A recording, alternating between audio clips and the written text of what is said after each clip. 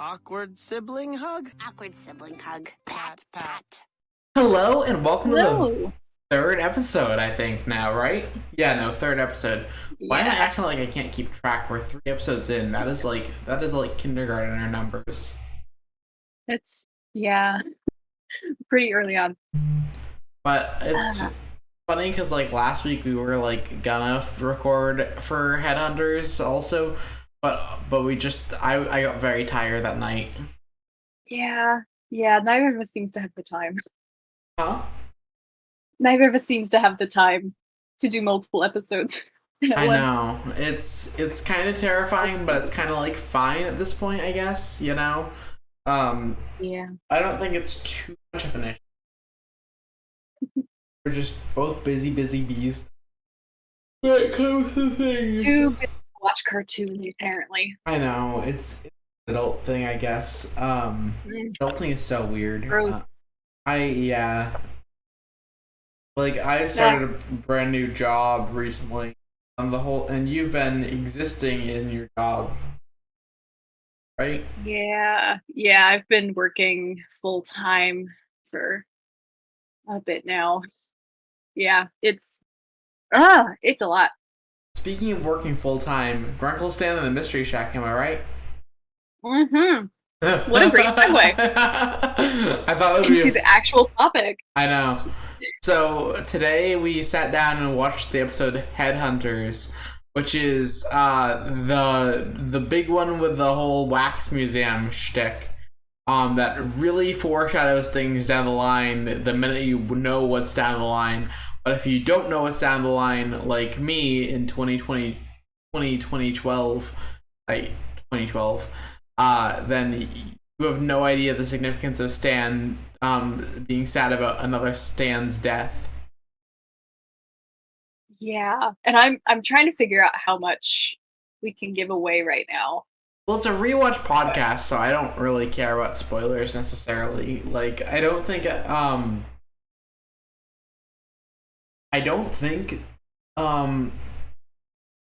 anyone gonna be watching this who hasn't watched Gravity Falls already. Yeah, that's true. Although, I don't know. We can try to avoid major spoilers Yeah, as we go along, just to play it safe. but so I think this episode's a lot of fun in a lot of its ways. Like, the fact that Alex Hirsch got away with a wax Richard Nixon is one of the funniest things ever. It's so funny to me. All of the wax figures that Stan has in his little wax museum are just things that, like, I didn't understand who any of these people were No, same. when I was watching this as like literally like a 12-year-old kid. Like, I didn't understand who Richard Nixon was. I didn't know who Coolio was. Right. No, I still don't really know who Coolio is, so. You know, it's I get the feeling it's a generational thing. I'd guess that too. Like, this show has always been one of those big ones where it's like, it's intended for kids, but I feel like a lot of adults could like pick up on its themes and be like, yes, we like ye.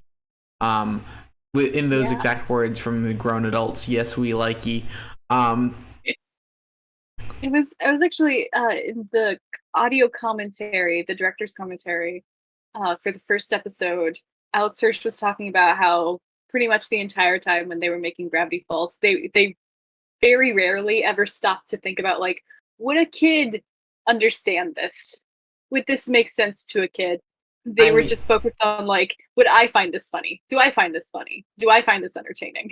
I mean, People that I know find this entertaining. I always find that to be so accurate when you're making shows. Like, I always think it's a big deal for artists to make art that they would personally enjoy. Like, that's such a big thing, because we have so many people who make art, right, that they don't probably enjoy themselves. Like, I'm trying to think of a bad movie that I saw recently. Like, do you think the makers of, like, the new Ant-Man film liked what they made?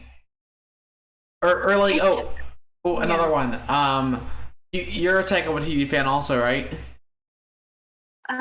Relatively. I don't even think he likes Thor: Love and Thunder. Really?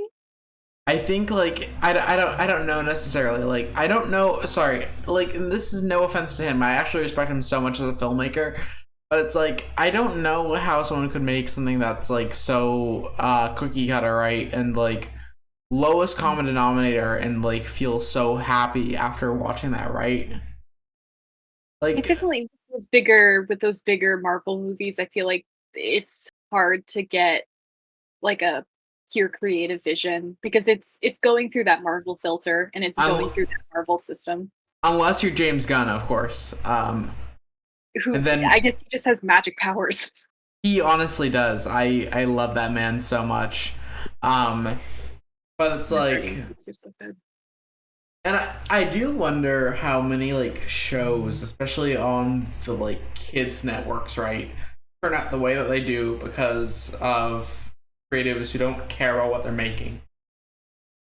Yeah, that's my biggest pet peeve in entertainment is the I feel like there's a little bit too common sentiment that you don't have to try as hard with kids media, with children's media, Yeah, with kids movies and TV shows because kids will watch anything, quote unquote.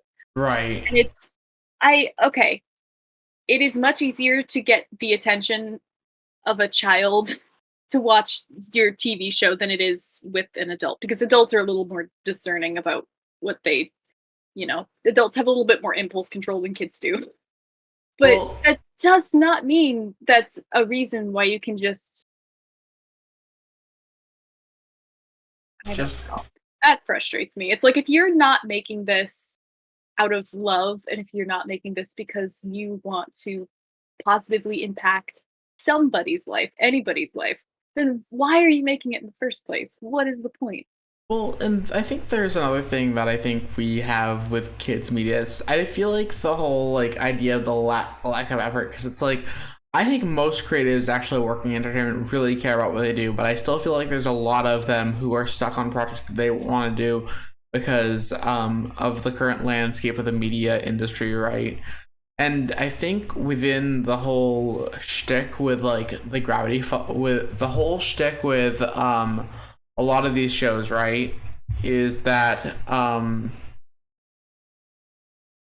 I guess the whole I'm trying to think because it's like I feel like there's a lot of like being made to make something that just like kids will watch because I think the whole thing the impulse control thing is big, but also it's the options and stuff because when you think about it, right, the networks are targeting an age where you're not really in command of the media that you're watching, right?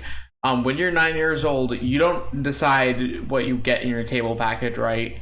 You are stuck with what you have, and then streaming services have made things much more about choice. But like Gravity Falls is one of the last shows in the pre-streaming age, right? Because it's like mid 2010s where I feel like streaming really started coming into its own. Would you agree with that? Oh, definitely. Yeah. And it's very interesting. It I agree. because I think when we think of those like bigger network shows, we think of things that lasted longer because we're so Yeah. used to in the streaming age, like you get maybe one or two seasons and then it gets canceled. Right. Right, and Unfairly. then each season is like 6 episodes long or something. I think I Well, just saw some HBO show who had like 5 episodes and people were like upset about it because they thought there would be more. And it's yeah, Gravity Falls also has sort of that short, like it's only 2 seasons, but they got good lengthy but seasons. Like it 20 episodes a season's a good number, you know. yeah, it is. It's definitely yeah.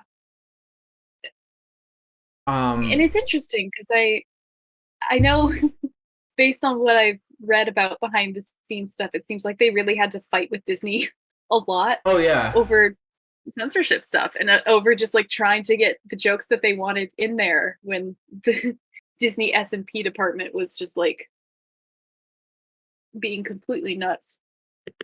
Well, And and yeah, they had to fight really hard to get the vision that they wanted and that's I think a big part of the problem with a lot of these shows is that it's just the business side of it gets in the way so often. I think one of the biggest things within this whole like picture of the how things are working is that we're kind of in this era where it's like um you, Or it's just, I feel like so many of the media companies are just going for just the most commonly acceptable thing and aren't taking enough risks, and this is an example of that. And Gravity Falls is one of the ones where it's like, it was a big risk for Disney to take, right? Like, when this first... They basically, yeah. When the show first came out, like, it wasn't that big. Or no, or not that it wasn't that big. It wasn't that, like, I don't think it was as expected to, like, do well as, like, a typical, like, Disney sitcom. Oh my gosh, that's a yawn. Yeah, and it didn't have, like, any big names behind it, you No. know?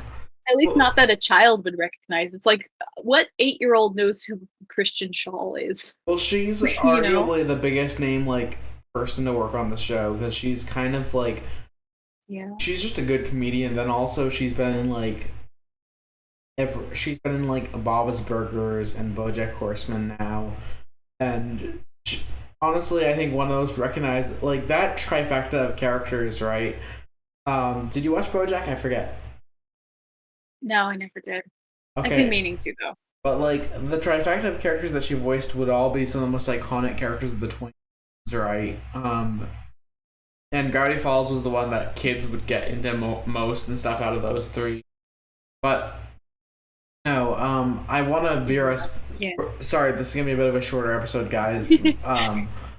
Yeah, we really did go off topic for a second there. Yeah, it's... But, yeah. No, with Headhunters... Yeah, it's... So, I was saying it in the episode... I think this is one of the least interesting episodes of the first season of the show for me. It's... And I think you get to see some, like, value of, like, Dipper and Mabel doing a murder mystery, sort of. But it's, like, I think in the grand scheme of it and what it adds to the show, I don't think it adds too much.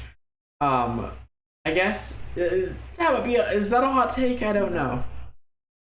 I mean, I don't think there's any, like, ride or die Headhunters fans. I mean, there's a lot to love about it. It's got really good bits and really good jokes. I mean, the concept of wax figures coming to life at night is just so delightful. No minors. Oh my god, yeah. I was gonna save that for our favorite jokes segment, but oh yeah. Sorry.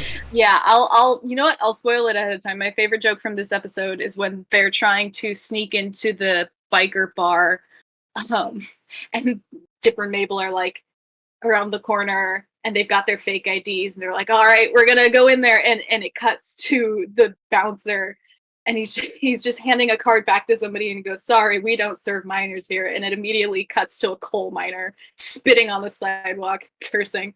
That's probably also, like, one of my favorite jokes from the episode. I love how it had for the very next thing, how funny it was, how Dipper and Mabel were able to get in with their IDs that literally have googly eyes attached to them, which is so funny. The googly eyes is such a good detail. And it's so funny. I was looking at it. I was really trying to look at the details on it. Mabel is listed as being 21 years old, and Dipper's ID says that he's 45. Right. And it's just so, like, it's already impossible to look at Dipper and Mabel and think that they're anything other than children. But to think that, I just found that detail really funny, that he would try to pass himself off as 45. Oh, absolutely. But it's yeah. There's a lot of good little bits to enjoy in this episode. I mean, John Oliver as Sherlock Holmes, as Wax Sherlock Holmes, Wax Larry King. I mean, these are really funny, and I understand them now. I know who these people are now. I can appreciate that for what it is.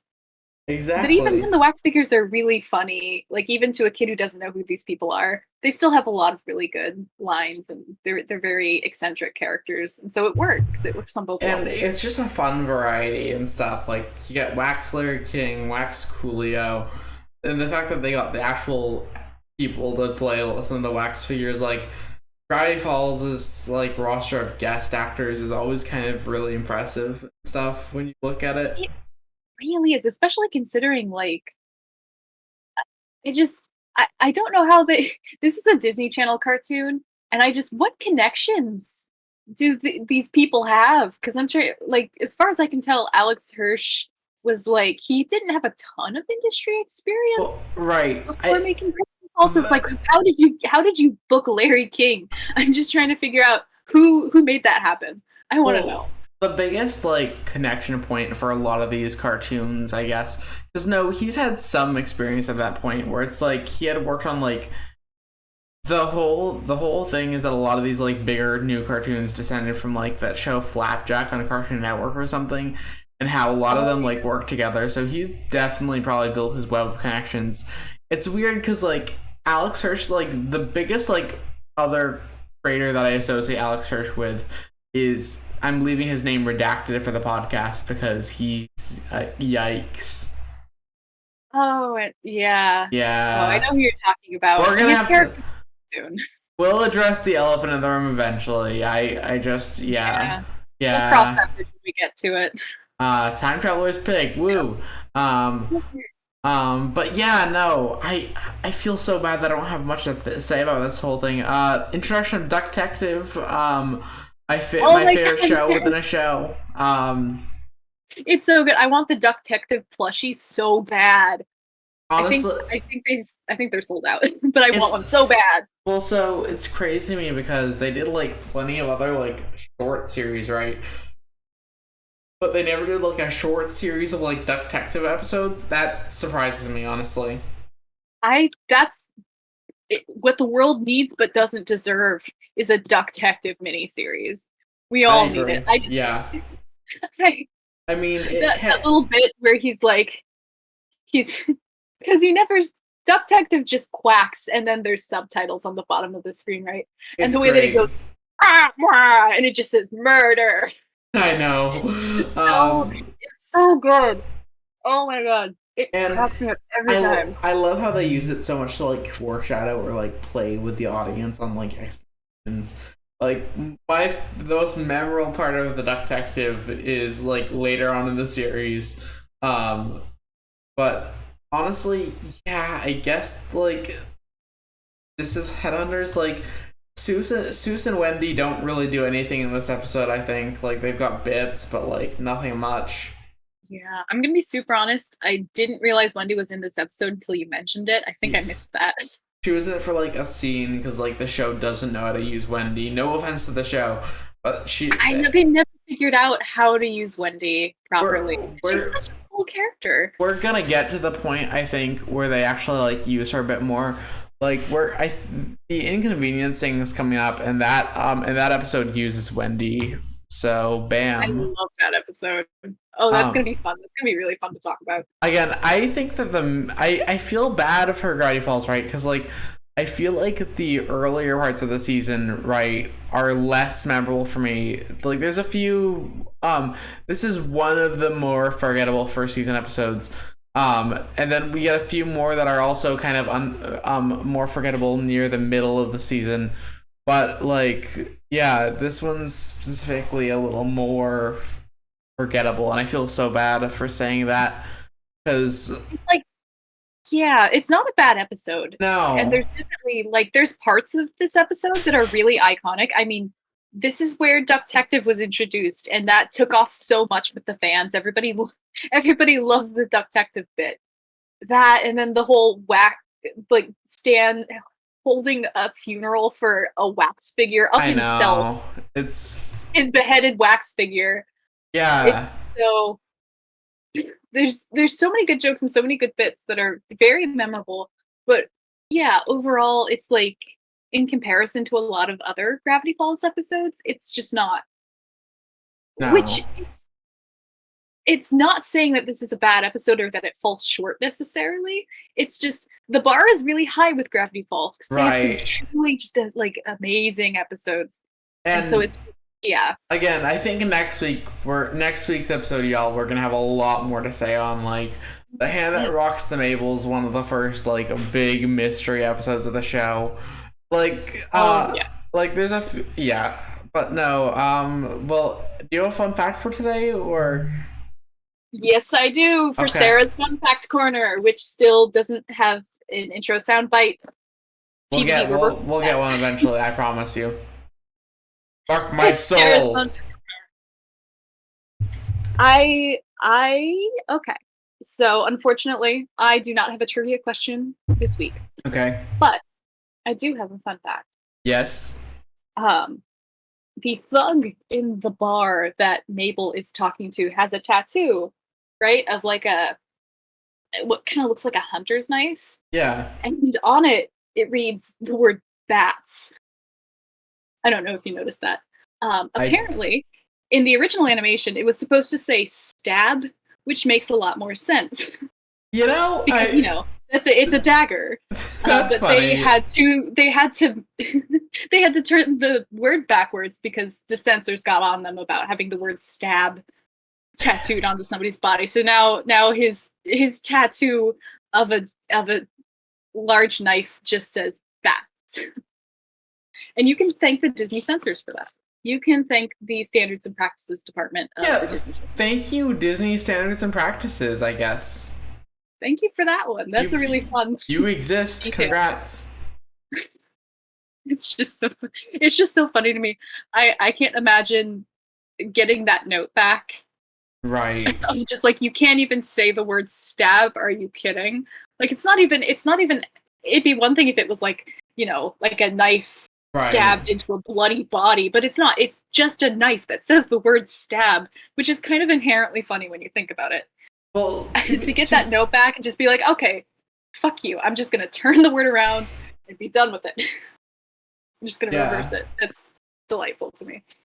Well, I mean, like, that's a good way to play around it. But yeah, though, you gotta play with a lot with Disney censors, I'm gonna guess. But yeah.